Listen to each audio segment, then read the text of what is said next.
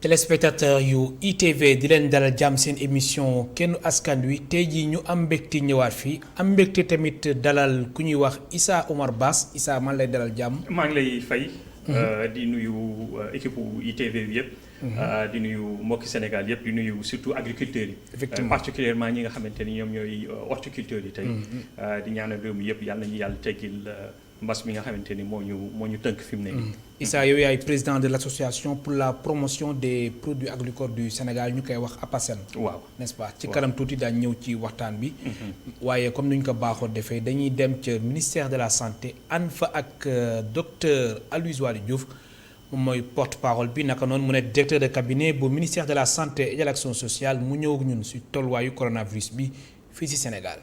jeudi 21 mai 2020. ci junni ak ñaar téeméer ak fukk ak juróom mi test yi ñu def juróom-ñeent fukk ak juróom-ñett ñoo ci positif maanaam juróom-ñeent fukk ak ñaar ñoo ci ay cas contact juróom-benn yi di ay cas communautaire benn ci Mariste benn ci Castor. benn ci cité Kër Damel benn ci Plateau benn ci Géejawaay ak benn ci Touba juróom benn fukk ak juróom ci ñi ñu hospitalisé woon wër nañu bésu tey fukk ak benn malade ñu ngi ci suñu service réanimation yi ñeneen ñi des hôpital ñu ngi tane.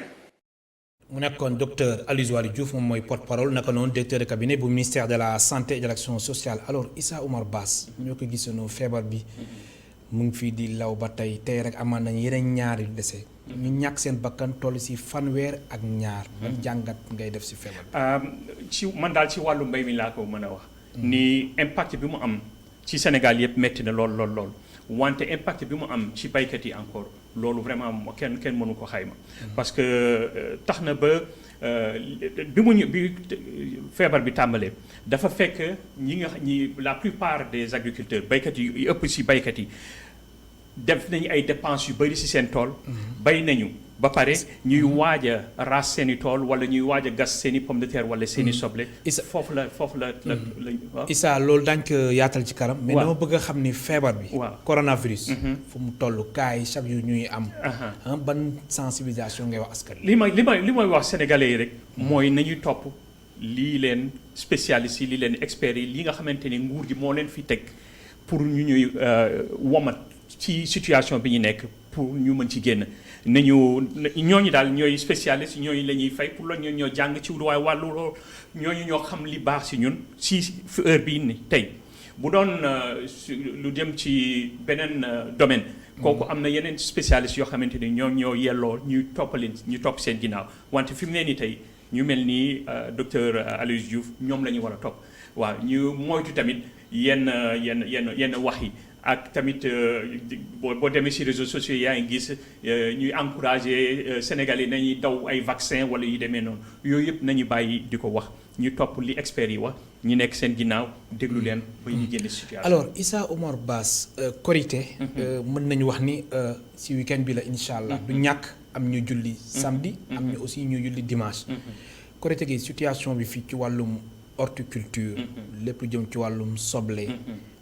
pomme de terre ak ñoom seen ñi nga xamante ni ñu sant jaxate fonk nañ ko ak ñu sant mbay ak Touré alors jamono jii nii est-ce que mën nañu wax ni lépp yem na ngir sénégalais yi nga xamante ni am nañ ci soxla ñu mën ko jëfandikoo bu baax li ma mën a wax tey heure bi mu lay wax nii tey képp ku soxla soble fii ci Sénégal war nga ko mën a am parce que soble ngi fii bëri ci marché bi loolu moom amul benn werante lépp lu jëm ci pomme de terre baa ngi ne gàññ ci marché bi bëri na doy na te li nekk fii ci soble waxuma waxu Korité mais fii ba tabaski ba ñu jéggi tabaski du ñu am benn problème pour approvisionnement ci soble te approvisionnement bi yëpp mën na jóge ci ay producteurs nationaux yi ci wàllu pomme de terre tamit mën na dem fii ba tabaski ndaxte fi mu nekk nii ñi njëkkoon gas seeni tool ñi njëkkoon gas pomme de terre mu doon Kayar mu doon Potou Noto du moins ba tey li ñuy yore woon ñu ngi koy jaay te am na ñeneen ñoo xamante ni bayoon nañu première campagne ba pare jiwaat encore beneen pomme de terre te lu muy nuroo mooy rafet na kon boog li ñuy nar a gas diggante fii ak tabaski même bu àggul tabaski dina fa jege. mais dañ doon seetlu ni yenn événements yi su jege see du ñàkk yenn si jaaykat yi yokk njëg yeeg yooyu jamono ji ba njëg yi amul benn coppite stable na. bon njëg yi soble bi njëg yi stable pomme na de terre beeg yooyu ñoom seen. njëgu soble tey heure bi mu lay wax ni tey boo demee Potou 200 francs le kilo ci plateau yi loolu la fay jar. njëgu pomme de terre donte yokku na wante ba tey je pense que c'est raisonnable. lu tax parce que lu tax nga ni c'est raisonnable. c'est-à-dire jéggiwul dayoo daal. am na yenn saa yi dañuy tollu boori tabaski wala boori korité pomme de terre ñàkk ba nga xamante ni spéculation yi dañuy tax ba kilo pomme de terre dem ba 800 900 francs ren duñ ko gis loolu ren du am kon boog li may wax daal mooy pomme de terre am na yeneen légumes yi tamit fi mu nekk nii. donte am na yoo xamante ni doyul wante ba tey am nañu légumes yu doy ren pour korité te soble pomme de terre moom lu ma wóor ba wóor mooy mën na dem ba tabaski. kon xel mën na dalal ni. xel mën na dalal waaw. séeréer yi mën nañu nelaw waaw. séeréer yi waaw. alors gis nañ coronavirus bàyyiwul benn secteur loolu moom tous les jours ñu wax ko. leen seen wàll impact bi sànq commencé woo nga ko sax brosser. impact bi lan la. impact bi mooy bi corona bi commencé dafa dajeeg baykat yi nga xamante ni ñuy def nañuy dépense yi ñu waroon def ci seen tool yëpp toll nañu ba fi nga xamante ni dañuy waaj a récolter boobu la ñëw bii bu ñëwee kon dafa dajeeg bi nga xamante ni lépp loo waroon def nga ko li la dese rek mooy commercialiser maanaam jaay li nga xamante ni moom nga bay boo ko jaayee fay say bor après li ci des nga jëfandikoo nu mu la neexee wante bi mu ñëwee restriction yi ñu indi na ay problèmes yu rëy a rëy ma joxe ay misaal ci wàllu soble bi d'abord ci wàllu soble bi xam nga ren li ñu bay ci soble bëri na lool te loolu bon loolu la nguur gi bëgg loolu la sénégalais yi bëgg loolu la ñu nekk di encourager nañuy def kon li ñuy bay ren bëri na lool c'est-à-dire problème comme production soble toll na li ci Sénégal foo xamante ni vraiment bu ñu rationaliser marché bi bu ñu amee ay jumtukaay fu ñu ko denc soxlatu ñuy jéggaane soble bitim réew parce que li ñu ci bay dafa bëri wante liy yàqu dafa bëri ba nga xamante ni du ñu mën a wax ni atteindre nañu autosuffisance alimentaire waaw parce que autosuffisance alimentaire du production rek disponibilité bi la maanaam mu ngi fii doomi réew mi am nañu xaalis mu ngi fii te mën nañ ko jënd ci njëg yi nga xamante ni doomi réew mi attan nañ ko loolu mooy autosuffisance alimentaire kon ci wàllu soble amul problème boobu amuñu benn problème léegi ci wàllu pomme de terre ñu ngi ci yoon wi donte àgguñ fa mais ñu ngi ci yoon wi te loolu dina jafe ñi àgg fa ndaxte waaw li ko tax mooy pomme de terre dafa di denrée boo xamante ni ñëpp koy bayandoo pomme de terre soble mën nga ko bay ñaari campagne ba ñetti campagne mën nga ko bay yow mën nga ñëw bay campagne bi nga gas jaay après jiwaat encore gasaat jaay encore mais pomme de terre du noonu parce que pomme de terre climat bi muy laaj seddaay la laaj kon ñëpp a koy bayee doo te pomme de terre am na solo de am na solo trop am na solo boo ko boolee ginaar nga boole ko kay li Fuuta boo demee kii soos lañ koy wax waaw nga boole ko kii loolu c'est très intéressant mais le fait que ñun ñëpp a koy bayee doo benn yoon dafay tax ba ñun ñëpp a koy récolter doo benn yoon kon bu ñu amul jumtukaay même bu ñu amee jumtukaay yoo xamante ni mën nañu ko fa denc li nga koy denc ba warul ëpp 6 mois chambre froide yi nga bëgg wax chambre froide yi waaw mais même boo ko dencee chambre froide bu ëppee ay 6 mois yooyu kon li ciy génn du baax qualité bi du baax te vraiment du ma recommander kenn di ko jaay ay consommateur waaw foofu lañ toll tey pour tënk waaw fii ci Sénégal ci at yi weesu def nañu ay efforts yu considérable te loolu vraiment mënuma bañ a féliciter direction de l'horticulture et féliciter personnellement docteur Macoumba Diouf vraiment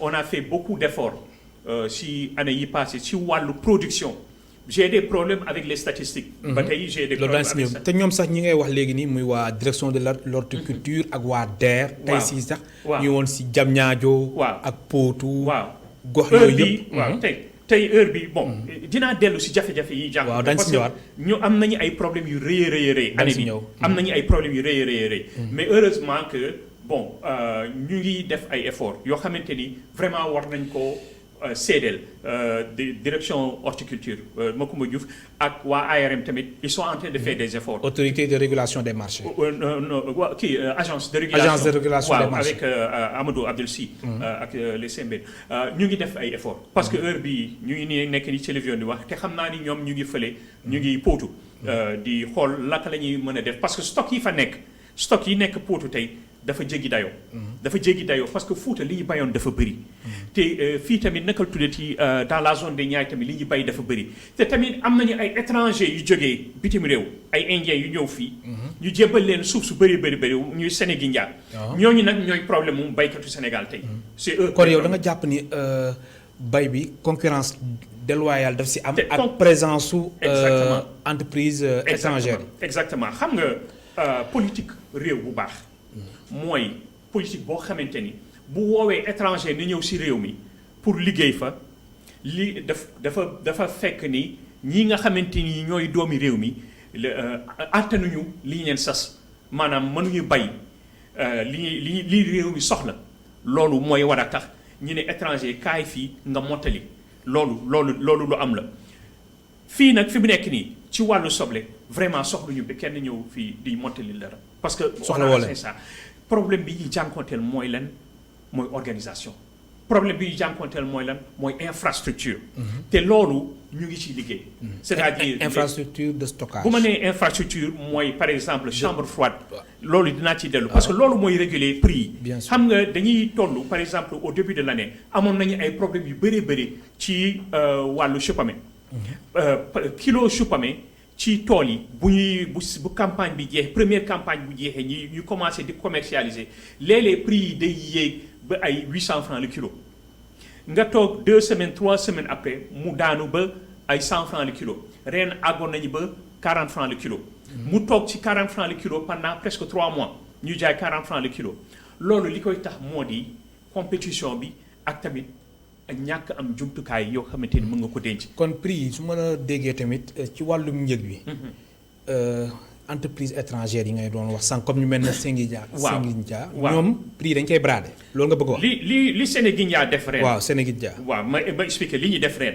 li nga xamante ni moo indi problème mu ñuy bay soble. ndax Sénégalais aussi suñuy jënd nag aussi dañuy xool lu yomb de. dañuy xool prix boo xam ne jàppale na.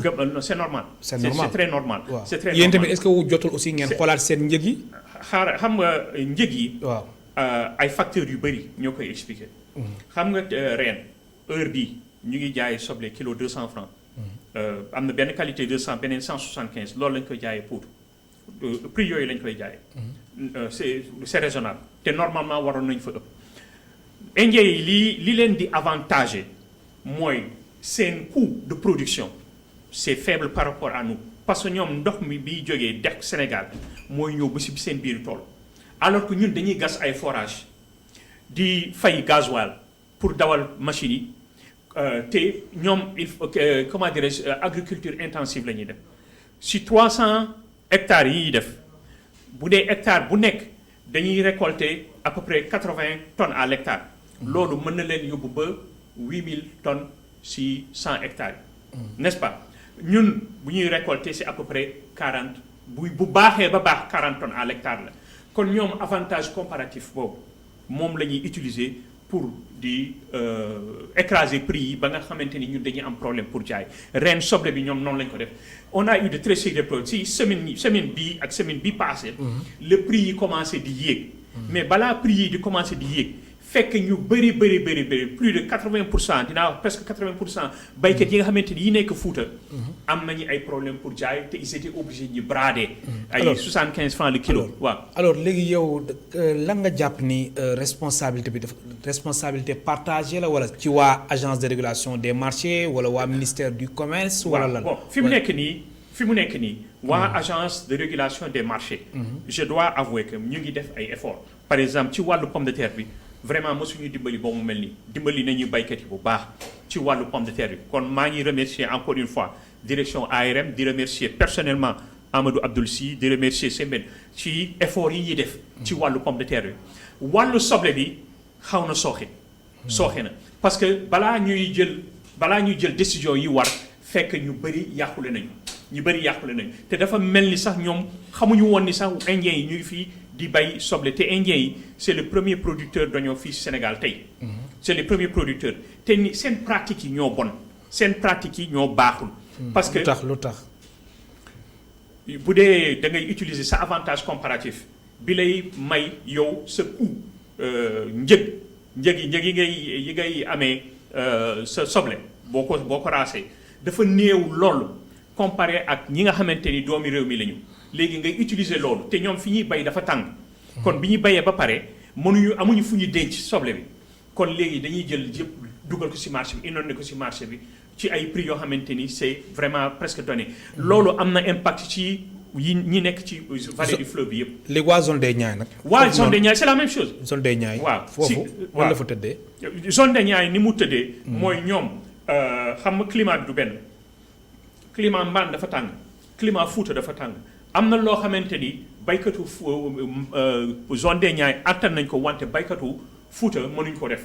parce que tàngaay bi du leen may ñuy conserver. tàngaay bokkul c'est pas la même chose. à partir du mois de février boo raasul sa tool ci fële ca Fouta pratiquement yàqule nga parce que suuf si day togg complètement kii bi naka la tuddee sa soble.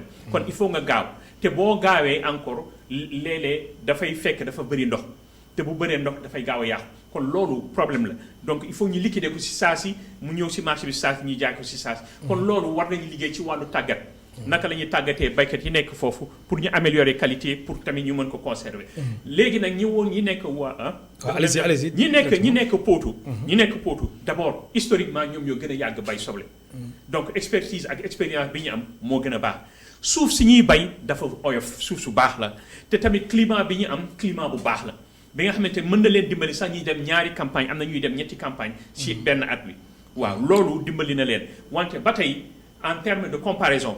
par rapport ak indien yi nga xamante ni dañ leen war a arrêter nguuru Sénégal daf leen war a arrêter ci yenn secteurs yi parce que y a les nationaux qui sont en train d'évoluer bu ñu leen bàyyee ñu continuer nii dañuy jël lépp luy horticulture dinañ ko nangu ci loxo doomu. alors monsieur Bass foog ñu avancer ci yenn questions yi. c'est vrai explication yi am na solo. lu jëm ci wàllum infrastructure de stockage. ak tamit chambre froide.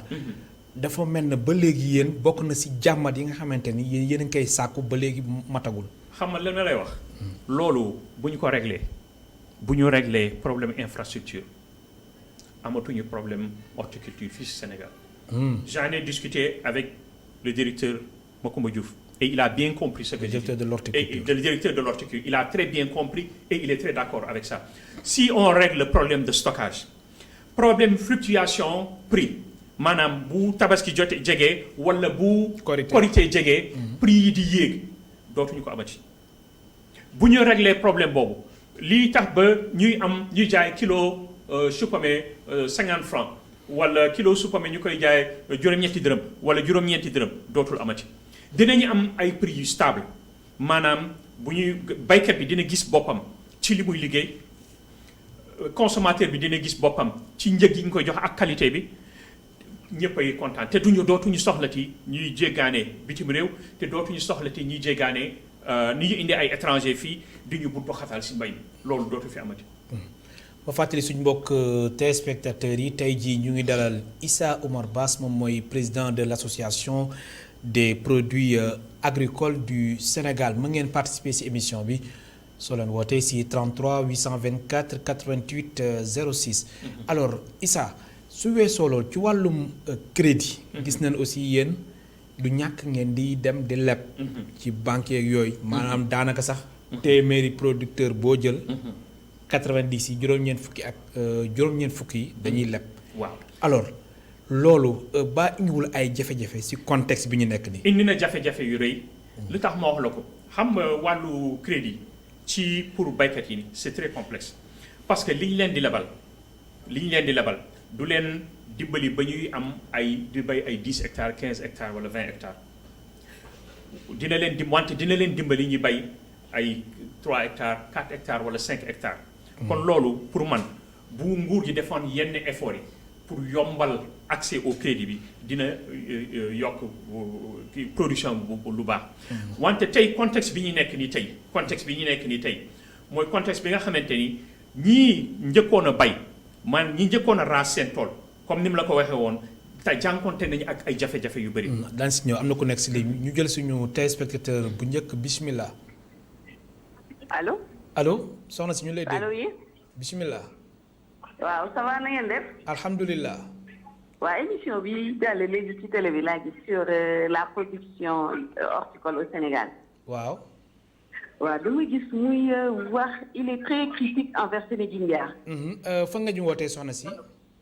man maa ngi wootee Dakar. bismillah ñu lay déglu. waaw man maa ngi wootee Dakar. bismillah. ñu ngi fi. waaw ñu lay déglu yow rek nañuy déglu. waaw dama dégg muy expliquer waaw mën na je pense que mën na expliquer les difficultés que l'agriculture a l'horticulture. mën na wax problème yëpp. mais je pense que Sénégindia quand même c'est une entreprise citoyenne qui est là qui travaille. c'est pas État du Sénégal moo jël ay étrangers indi leen. c'est des privés qui sont venus investir au Sénégal xam nga dama koy déglu nii parce que moi je les connais je les côtoie. oui et gis naa li ñu liggéey ci dëkk bi. xam nga c'est des professionnels. bi mu waxee ni da leen xaw a caricaturer ku ko dégg. da nga naan yàq moo leen yëkkati. alors que dañuy liggéey c'est comme des tout privé. da ngay wut marge da ngay investir da nga bëgg a amortir sa investissement ci liggéey boobu lañ nekk. te wax dëgg yàlla fa ñuy liggéeyee yàquñu ko ñu ñuy liggéeyandool également yàquñu ko man daal li mu wax yëpp sensible naa ci toog parce que citoyenne sénégalaise la sama développement réew yitteel na ma mais également il faut pas que ñuy jiital ce côté sénégalais wala étranger parce que àddina bi fu mu toll quand même toll na koo xamante ni képp ku mën defara foo mën a defaree rek mën nga ñëw participer. te ñooñu muy wax Sénégindia je pense que. da ngay liggéey ak ñoom wala bëri ñu ngi liggéey ak ñoom. allo da ngay liggéey ak ñoom. Kanti. waa Sénégindia da ngay liggéey ak ñoom wala. man waaw damay liggéey seen partenaire là. seen partenaire là maa ngi liggéey ak ñoom je ne suis pas dans l'agriculture je suis dans un autre secteur. Okay. mais je suis de près li ñuy def surtout la dimension sociale de leur activité. c'est des gens ñoom agriculteurs yooyu di wax. ñoom ku ci bay sa poche ngay dugal Sénégindia dañu wax ci la Sénégindia li baax li muy def boo waxee da ngay wax yëpp te bu ñu jëlee tey jii résumé ko ci waaw am nañu ay moyens dañuy yàq marché bi dañuy def nii mais c'est des gens qui travaillent dañu investir dañuy liggéey yàquñu ils n'ont qu'à se battre pour avoir les moyens d'avoir des fu ñu mën a stocker yu mën a am ay solutions yu baax ay rendements yu baax jéem a wax ak les autorités de tutelle pour que ñu réguler loolu yëpp mais ñu bañ a axer la critique sur une entité franchement je pense que c'est quand même un peu injuste ngeen baal ma jërëjëf merci beaucoup soxna si waaw jërëjëf je pense que moom mën naa ko àndul woon si yow. waaw ni nga doon. bon waxee d'abord nee na moom dafay liggéeyandoo ak waa Sénégindia. donc peut-être c'est normal que mu am attitude bi mu am. mais baykat yi nga xamante ni je vous donne un exemple. Sénégindia très rapidement Sénégindia li muy employé personnel permanent si seen tool yi nekk mbaan ñoom ñoo ko wax du man maa ko wax demal si seen YouTube nga gis ñeneen téeméeri nit la ñuy employé 100 personnes la ñuy employé. Sénégalais yi nga xamante ni ñu ngi dund ci horticulture ci Fouta ak zone des Niayes ak Tamba c'est des millions léegi est-ce que dañu war a bàyyi benn entreprise boo xamante ni ay Indiens ay étrangers ñoo ko moom ñëw fii ci Sénégal di def ay pratiques yoo xamante ni dafa nar a détruire complètement horticulture. mais moom pratique yi ngay wax ni d'accord aussi de. non moom apparemment moom ci côté immobilier bi la nekk. donc moom ci boppam nee na nekkul ci côté agriculture. nee na côté immobilier la nekk mais ak lu mu mën ci donné deful wanewul nii xam na li jëm ci agriculture bi dafa ne rek ay nit yu baax lañu. man nag du ma jàpp ma bon mën nañu nekk ay nit yu baax. am na ku nekk si ligne bi allo allo. waaw maaleykum salaam waaw. allo. waaw bisimilah. bisimilah kilifa gi. waaw sëñ bi waaw. alhamdulilah fan nga ñu woowee. maa ngi leen di woowee Mboro. bisimilah ñu lay déglu. waaw man. maa ngi tudd Cheikh Mbacke Ndiaye. di leen woowee Mboro. ñu lay dégg bu baax. Mboro mi bokk ci benn commune bu nekk maanaam Daaru Xuddoos. bismillah. ma participé nag ci émission bi di am kontaante bu baax di nuyu ITV waaye nag di jiital ci nuyoo bi sama président muy kooku. Issa Omar Bass muy Issa Omar Bass. mooy président bi Issa Omar Bass nga xamante ni moo jiite kuréelu baykat yi nekk fii ci Sondéña ñu di ko wax naka laati. Apasen kuréel gi tudd Apasen. Apasen. waaw Apasen mooy kuréel bi moom mii moo nekk suñu président. maanaam dañ dalee Kayar ba keroog ngay dem Saint-Louis moom moo nekk suñu président. mu nekk koo xamante ni tam lii ngay wax lii muy wax nekkul lu muy làmbatu mais nekkul loo xamante ni daf koy tàndale mais daf ko dund ipitam baykat yi yëpp nekk ci ginnaawam mais secteur bi nag cheikh bi dafa am lu ci xew loo xamante ni il faut ñu waxtaane ko. muy lan. li ci xew mooy premier seen India mi ngi liggéey benn liggéey boo xamante bu fekkee ni état dugalu ci loxoom am nu ñu doxal moom dana yàq secteur bi complètement parce que li tax mooy mi ngi liggéey centaine d'hectares yoo xamante ni presque liggéey jëlul benn employé te li ñuy liggéey mooy am na ay moyens am na ay dencukaay te waxtu wu ñu àggee ci mu ñoral pomme de terre dañ koy bàyyi moom day jël qualité bi gën a baax moom mu denc ko ci sàmb foiram yi jël qualité bi nga xamante ni moo gën a bon mu tuur ko ci marché yi kilo pomme de terre dem nañ ba ren mënuñu koo jaayee fanweeri parce que pomme de terre am bu sew boobu la jël tuur ko ci biir marché yi ñu di ko jaayee pot fukki dërëm ak nekkoon 1500 wala 2000 te sénégalais yi dañuy bëgg lu yomb dañuy wax ni pomme de terre bu sew ni saf moom la bu pomme de terre bu dijj bi di saf kon duñu gis pomme de terre bu sew bi di jënd bu dijj bi léegi jërëjëf bu fekkee ni loolu am na tonu ron garab yi moom lañ yaakaar dañuy def bu ñorolee bay pomme de terre bi bu ñoree ñu gas ko andi ko ci taatu garab yi ci bu ñax ma wow muur ko ci kawam benn moyen boobu la am amuñu beneen. jërëjëf beneen bi ci dolli ko muy loolu ñuy muur ci taatu garab yi muy pomme de terre bi parfois ñi nga xam ne dañuy dox guddi dañuy ñëw di ko sàcc wala boog nga gis ci ñoo xam ne dañuy ñëw fekk ñu taal seen jëli pomme de terre te fekk na booba xaalis bi ñu teg foofu xaalisu banque la. jërëjëf nuñ mën a def danañ ko fay. jërëjëf kilifa gi. ñuy rafetlu nag bu baax. ñu may ñeneen téléspectateurs yi ñu mën a participer ci émission bi ndax am na yeneen laaj yi nga xamante ni. aussi war nañ ko laaj sànq ñuy woon ci wàllum crédit bi. ci wàllu crédit bi. waaw léegi comme ni mu ko waxee comme kii woote léegi. ren li mu yàqule bëri na. li mu yàqule bëri na trop li tax mu yàqule parce que bi ñuy tàmbalee di jaay di récolter pomme de terre yi prix yi baaxuñu woon mu ne dafay xaar ba prix yi yéeg parce que ñu ngi toll woon ay 150 160 francs le kilo. mu ne dafay xaar ba prix yi yéeg comme ça mu mën ko jaay fay bor yi nga xamante ni mu ngi ko jëlee banque. finalement dafa yàqule complètement pomme de terre am yëpp a yàqu. waaw yëpp a yàqu. am na ko nekk si ligne bi kii di woo nii waaw. waaw allo. oui. allo. salaamaaleykum. waaleykum salaam laaj na ngeen ñu ngi lay dalal jàmm. sant alhamdulilah. gëj na la dégg yaa ngi si jàmm. waaw ñu ngi ci jàmm bu baax a baax a baax. alhamdulilah bisimilah. ñu ngi leen di ziar. alhamdulilah delloo ziar. di leen di jox seen wàccuwaay ak géej ak déggante bi yëpp maa ngi siiwu dama dul mën a jot rek. ok jërëjëf jërëjëf. waaw tey moom maa ngi remercier waa jooju suñu invité boobu. Issa Omar Bass. waaw tey moom suñu maire. docteur Macoumba Diop. am na lu mu ñu ci. waaw am na. allo. allo. waaw. daf mel ne da ngay bàyyi xel télé bi de. waaw loolu la kay maa ngi koy coupé. waaw coupé ma ne docteur Macoumba Diouf de directeur horticulture.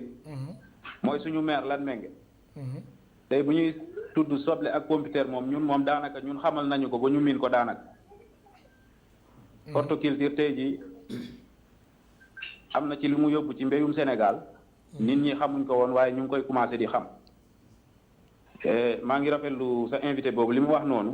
dama koy bàyyiloo xel rek diggante démb ak léegi saaku computer bi yokku nañ ci 2000 francs. démb ak. diggante démb ak tey. ah bon. démb mu ngi doon jar 9000 tey mu ngi jar 10500 ba 11000. te moom nee na am na te ñun wóor na ni am na. waaye na ci gaa yi bàyyi xel. kon yokk bi jaaduwul de. déedéet. jaaduwul ndax am na ba mu fees ba mu doj. ndax warul mun a yokkee noonu diggante démb ak léegi yokku nañ ci 2000 francs li ma lay wax ni vérifiable. jërëjëf. te loolu moom ñu ngi comme nit ñi commencé nañ di xam mbéyu dër bi lu muy njëriñ. nañu ci gars yi gën ñu jàppale gën ñu ci kii tey moom suñu émission la ñun moom. waaw dëgg la. ñu ngi gërëm waa ji li muy toj yëpp loolu yëpp xam-xam kese la fiy wax. yal na ko yàlla jàppale. may ñu dégg ak topp. ba ñu am yeneen résultat yu ëpp yi ñu doon am yii nii. jërëjëf. bi jaahi rasulillah indallah ñu ngi gërëm ñëpp di sant ñëpp. jërëjëf. di gërëm Assane Top sama xarit. mën naa wax dara ci li mu wax ci njëg yu yokk. waaw mais démb ak tey. non mais loolu war nañ ko c'est un peu exagéré. waaw mais loolu li mu wax nii exagéré mais loolu aussi je pense bien Omar Bass war nañ ko bàyyi su événement jotee rek ñuy yokk prix yi tamit. loolu loo am la loolu dëgg la loolu dëgg la mais bon gëmuma ni 2000 francs démb ak tey ci en tout cas ci zone des Niayes bi foofu. mais moom nee na fu mu nekk nee na moom fële Latmingué la nekk. waaw xaw ma vraiment exactement. lu fa xew parce que amuñ fa ay membres. mais li may mën a wax daal moo di xam nga spéculation yi mënoo wax ni rek baykat bi la. parce que intermédiaires yi nekk ci diggante baykat bi ak consommateur bi dañu bëri donc loolu tamit moo tax ba ñun ñu ne dañuy réorganiser toutes les filières horticoles fii Sénégal def ay coopératives agricoles ba nga xamante ni baykat yépp bépp baykat bu bay toolam ba pare bu paree buy jaay coopérative yi moo koy jënd bu ko coopérative bi jëndee kon intermédiaires yooyu yëpp jóge nañu foofu. si loolu ngeen nekk ci loolu la ñu nekk et te engagé nañu. procédure bi te xam naa ni coopérative agricole c'est extrêmement important. xam nga coopérative amoon na fii si Sénégal wante bon bi président Abdoulaye Wade ñëwee politique yi mu indi woon peut-être moom gisewu ko woon noonu loolu tax na ba loolu yàqu wante c'est important ñu delloo ko. parce que loolu rek mooy mën a tax ba njëg yi stabiliser wu parce que coopérative yi dañuy am seen chambre froide bu ñu amee wala seen hangar stockage pour soble ce qui fait que yow baykat bi boo bayee ba pare am na prix fixe boo xamante ni moom la koy jëndee. c'est-à-dire que par exemple bu waxee ni du naka tuddati. tey ñu ngi jaayee 10 000 francs ça veut dire que kilo bi c'est à peu près presque 400 francs bu ëppul 400 et c'est pas raisonnable ñun on est sénégalais lañu dañuy protéger consommateurs yi tamit. am na ko nekk si allo bismillah. salaamaaleykum. allo. salaamaaleykum. waaleykum salaam. sëñ bi na ngeen def. alhamdulilah. émission bi laa bëggoon dugg. yaay en direct. wàññi télé bi. waaw man la Ousseynou Ba dëkk Tabla Baal. bismillah Ousseynou. allo. oui allo. Ousseynou wàññi télé bi mën nga wax directement wàññi télé bi ñu lay dégg bu baax. waaw man la Ousseynou Ba dëkk Tabla Baal. bismillah. allo. maa ngi kontaan ci émission bi. avec di nuyu président Issa Omar Bass moomu. vraiment li mu wax foofu yëpp dëgg la parce que ñun ñëpp ay béykat lañu te ñun ñëpp ci membre APASEN bi nga xamante ne moom moo ko jiite ñun ci lañ bokk. te vraiment moom li muy wax ñun la koy waxal ñun loolu la ñuy dund fii kam ci zone de Niayes bi. et exact li ñuy wax ci pomme de terre bi nag. prix bi ñuy wax ci pomme de terre bi man d'accord naa ci prix pomme de terre bi fi mu toll nii xaw na jéggi dayoo parce que il faut suñuy wax tamit ñuy wax ci commerçant yi tamit. non si lan nga d'accord pour mu leer si lan nga d'accord. prix pomme de terre bi. ni mu yokkoo diggante ba ak tey. waaw da nga si d'accord. waaw parce que. lu tax commerçant yi. il faut ñuy wax ci waxu commerçant yi tamit. comme ni président Issa Omar Bass wax il faut béykat yi ñuy béyal seen bopp di jaayal seen bopp intermédiaires yi muy wax noonu pour ñu wàññi intermédiaires yi. parce que commerçant moom bu bénéfice bu bëri rek moom lay xool moom. jërëjëf te il faut ñu organiser comme ni président Issa Omar Bass muy affaire coopérative yi. banaam ñu ngi fi daal ay coopérative agricole. ay coopérative sinon suñu deful ay coopérative maanaam événement bu ñëw. muy tabaski événement yooyu pomme de terre bi prix bi day augmente. jërëjëf fekk pomme de terre bi parce que soo demee Pout fi mu toll nii li fa soxla muy jaar 200 soo demee Kaolack wala nga dem Ziguinchor muy jaar foofu yenn prix kon loolu nga ko def maanaam organisation bi moom moo baaxul. jërëjëf. waaw en tout cas maa ngi leen di nuyu di sant Issa Omar Ba suñu président bi. merci Omar comme li mu waxee léegi tamit même côté fruit. côté par exemple ren problème mango yi problème mu bi Covid bi problème coronavirus bi problème yi mu indi et surtout par exemple côté fruit parce que fruit tamit ci horticulture la. bien sûr ñii di doon jaay mango loolu du Sénégal du fii rek. du Dakar rek du commerçant yi rek mais dem ba ci tool yi fi nga xamante ni foofu lañ ko doon jëlee ay problèmes yu rëy a rëy la. kon loolu tax na ba pour dellu ci coopérative yi ak ñun tamit lan la ñuy yaakaar ni ci force Covid 19 bi lan la ñuy mën a def pour dimbali baykat yi defe naa loolu c'est extrêmement important. wax naa waxu coopérative c'est extrêmement important parce que loolu rek mooy mën a stabiliser prix yi ak nu mu mënti demee bu dee yow baykat nga ñu ne la sa client principal. du keneen ku dul coopérative bi benn client nga am mooy coopérative bi kon boo bayee ba pare boo ko bëggee jaay lu ëpp loolu comme kenn du ñëw ci di ko jënd si yow parce que coopérative bi mu ngi koy jënd te ñi stabiliser prix yi par exemple mën nañu wax ni prix au producteur mënul dépasser 300 francs coopérative bi nangu ko et on peut même signer avec la direction de l'horticulture avec le ministère du commerce ñu nangu ni mënuñu def lu weesu loolu coopérative di jënd ci baykat yi di ko dugal ci chambre froide yi bu amee surproduction duñ ko yëg parce que mën nañ ko denc ci chambre froide yi di ko jaayee ndànk-ndànk bu te mën nañuy fexe ba encore ba du ñu am sous-production loolu moo tax coopérative am importance. il faut ñu am ay infrastructures. am na ko nekk ci ligne bi allo. allo. asalaamaaleykum wa rahmatulah. déggin bi neexul ñu xaaraat tamit. loolu moo tax encore. ma ne ci wàllu force Covid 19 bi. ba tey problème bi ñuy am tey baykat yi mooy kenn wax bu ci dara. démb conférence conseil des ministres. waaw conseil des ministres président de la République wax na ci. ci programme de résilience économique bi. exactement gisagoo leen seen bopp yéen. non c'est pas que gisaguñ kenn. maanaam kenn waxu leen dara. kenn yëgu ci dara. ci démb lañuy le président de la République ci conseil des ministres. tàmbali di ci wax dara. bon avant loolu ministre du commerce dégg ngeen ministre du tourisme mu ngi protéger touristes yi hôtel yi ak restaurant yi képp tous les ministères pratiquement ñu ngi jéem a protéger ñi nga xamante ni. ñoom ñoo nekk wax gi nañ ko wax mu gën a leer dafa mel ne yow da nga bëgg wax ni seen ministre de l'agriculture déggoo leen ko. dégguma ministre de l'agriculture en tout cas. te defe naa ni situation bi ñu nekk ni tey. moom moo waroon a gën a def ay effort yoo xamante ni dina dimbali protéger baykat yi parce que amul benn secteur boo naree dimbali ay musiciens awma benn problème ak musiciens peut-être que yelloon nañ ko mais defe naa baykat yi ñoo leen ko gën a yelloo. am na ko nekk si ligne bi allo bismillah allo. allo salaamaaleykum. waaleykum salaam. salaamaaleykum. waaleykum salaam. waaw sama sëriñ. bismillah fa nga ñu wooyee. waaw man maa ngi leen di wooyee Kayar. bismillah an waa Kayar.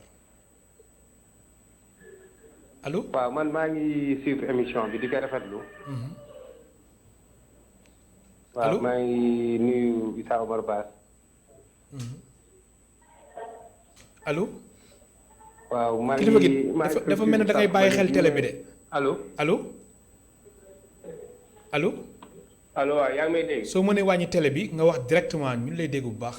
waaw effectivement man maa ngi wootee Kayar. waaw yow rek nañuy déglu. mais Issa Omar Bass lépp li mu wax am na solo lool. lépp li mu wax ci affaire mbay mi am na sax lu mu bàyyi. parce que baykat yi fii au niveau de la zone des Niayes vraiment dañu sonn quoi. dañu sonn te boo moytuwul bu ci état du Sénégal jëlul ay mesures. en tout cas secteur de l'horticulture moom day mujj disparaître fii ci zone des Niayes. déedwaay lépp nag li ko waral mooy concurrence déloyale bi Sénégal di def ci secteur bi. ñu ko ci seetaan agence de régulation des marchés di ko ci seetaan état du Sénégal di ko ci seetaan parce que filière bi mu dugg muy filière pomme de terre ak filière soble kenn waru ko woon permettre muy ñëw di concurrencer les producteurs locaux parce que non seulement mën nañu produire suffisamment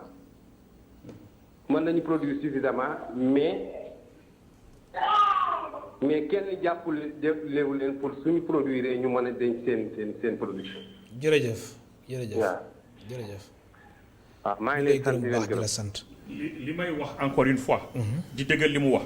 xam nga boo am na benn méthode boo xamante ni dañu koy tuddee protection boo xamante ni dafay aar wante dafay jàngalaate te objectif am mooy lan mooy yokk capacité production yi nga xamante ni mooy baykat yi tuuti yi li ñu am li ñuy séentu mooy lan mooy bu dee El Hadj Malick ren benn hectare la bay déwén dañuy yaakaar mu bay benn hectare ak genn wàll wante loolu amu fi pomme de terre ren donte pour ñun quantité bi bëri na li ñuy bay bëri na wante àggul fi ñu ko yaakaaree woon. léegi données statistiques yi lan la joxe. bon données statistiques yéen seen domaine bi nag dafa mel na en toute honnêteté waaw seen domaine bi daal dafa mel na des fois daal da ngeen di am ay jafe-jafe. ngir jox nit ñi bu baax. ay statistiques. en toute honnêteté. dans le domaine agricole fii ci Sénégal. man personnellement. Je suis statisticien de formation. Oui. Je suis économiste, statisticien de formation. J'ai écrit des livres en statistique, n'est-ce pas? Oui. Les statistiques yi ñu am fii. waaw ci données yi ñu am ci wàllu agriculture. vraiment dama ciy maanu. parce que da nga si maanu daal j'ai des réserves. waaw mais lan moo tax. yow nga nekk statisticien. waaw statisticien. waaw nekk économiste. waaw. ak tamit secteur bi nu mu amee solo. ba léegi mënoo la ñu wax ne exactement chiffres yi lii la. xam nga du bon loolu c'est du ressort de l'État ñoom ñooy collecter données ñoom ñooy présenter données donc man réserve yi ma am. yu simple la. boo waxee par exemple daaw récolté nañu 145 000 tonnes. à l'échelle nationale. nga ne ma 95 000 tonnes la ñuy consommer at bu nekk. ba pare nga ne ma en même temps importé nañu lu ëpp 20 000 tonnes pour man y a un problème parce que léegi 95 000 tonnes rek la ñu soxla ci économie à peu près 8 000 tonnes par mois te fi mu nekk nii xam naa ni ëpp na li ñuy consommer ëpp na loolu parce que boo jëlee li ñuy jaay ci pomme de terre ci Kayar ak Noto par mois février mars avril mai xam naa ni ëpp na fu sori 12 000 13 000 tonnes par mois xam naa ko chiffres yi ñu joxe moom. bon chiffres yi joxe defe naa d'accord ma ci te war nañu ko ajuster. te war nañuy xoolaat encore ban instrument la ñuy utiliser ban méthodologie la ñuy utiliser. léegi chiffres yi pour collecter données yi chiffres yi dama bëgg a xam ndax daf ko ëpp wala àggu fa. c'est-à-dire defe naa li ñuy consommer ëpp na. li ñuy wax li ñuy xalaat te li ñuy produire tamit ëpp na li ñuy xalaat. man loolu mooy sama wante loolu tamit mënuma nekk 100% sûr parce que collecté wu ma données yi. alors léegi si chiffres yooyu dañu fay taxaw tuuti très rapidement. le directeur de l'horticulture invité woon nañ ko fii. si suñu matinal ak Alassane Samba Diop. moom mu ni impact bi jàpp na secteur horticulture lu mat 9 milliards. mu jàpp ni 9 milliards yooyu sax. waroon nañu ko mën dugal si fonds force Covid 19. su ko defee état bi jël. exactement ànd nga si. vraiment je suis 100% d'accord avec ça. avec le docteur 100%. ma jox la exemple j'étais avec lui dans son bureau on en a discuté longuement ma ne ko docteur boo leen ñu dimbalee ñu am infrastructure pour conservation ñu am ay chambres froides je vous promets que dinañu atteindre autosuffisance alimentaire ci wàllu horticulture non seulement ça mais aussi ci wàllu subvention yi nga xamante ni nguuru Sénégal moo koy jël di ko jox agriculteurs yi par exemple 6 milliards le gouvernement Sénégal di dépenser 6 subventions pour pomme de terre rek 6 milliards. pour subventionner jiwu pomme de terre. 6 milliards 6 milliards pour jiwu pomme de terre. wala 1 milliard 1 milliard. non 6 milliards. waaw d'accord na mais 1 milliard yu état wu Sénégal waxoon si wàllum oignon bi nag. non loolu la ñuy dem lijjante tey. moom ak voilà moom laa lay wax mais loolu. dafa wuuteeg loolu ak li ngay wax. non ça n'a rien à voir. très bien mais loolu ñu état bi mu ngi si wala. non mu ngi si parce que ñoom ñu ngi tey ñu ngi Potou. heure bi mi wax ni. waaw DER ak Makumba mu ngi Potou mu ngi foofu ak kii Amadou Abdoul Sy. ak waa DER ak waa banque agricole di xool naka la ñuy def pour dimbali ñu pour ñuy évacuer kon loolu dama koy rafetlu. très bien dama koy rafetlu. pour ñu dimbali ñu ñuy évacuer. léegi 6 milliards yi 6 milliards yi may wax mooy nguur gi dafay jël 6 milliards def ko subvention pour semence.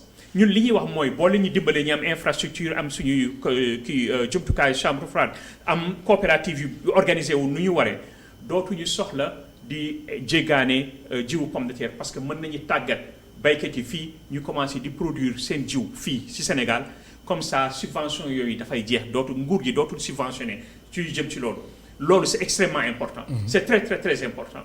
léegi ci wàllu Covid bi wax naa force naka tudd force 19 force Covid 19. fonds force Covid 19. fonds force Covid 19.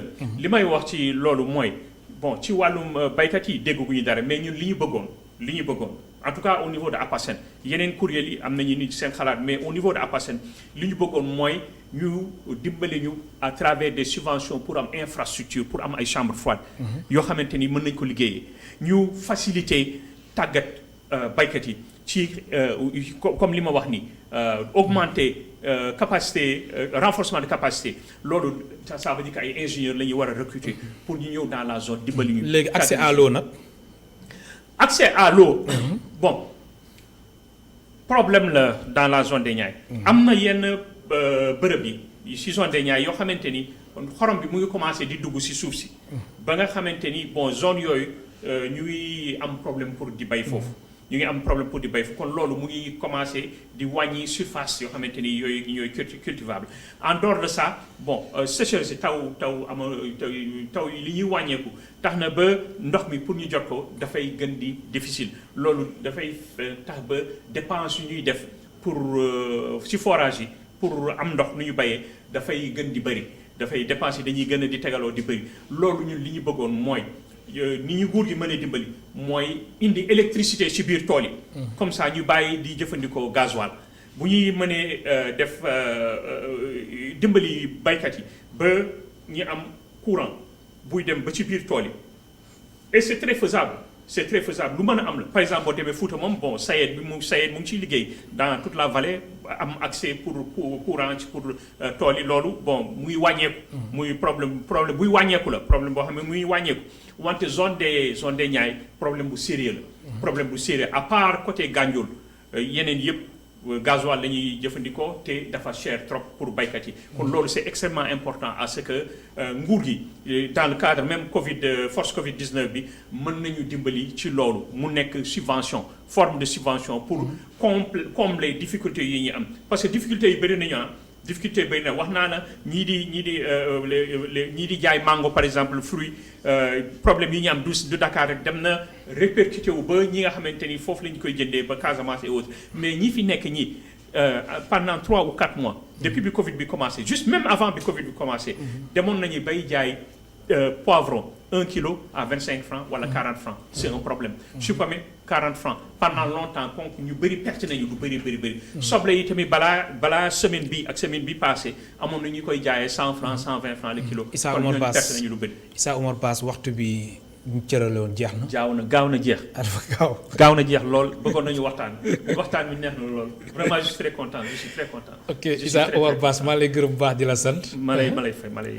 ma fàttali ni yow yaay président de l'association pour la promotion des produits agricoles du Sénégal ñu koy wax APASEN mbokk téléspectateurs yi ba suba incha allah di leen gërëm bu baax di leen sant.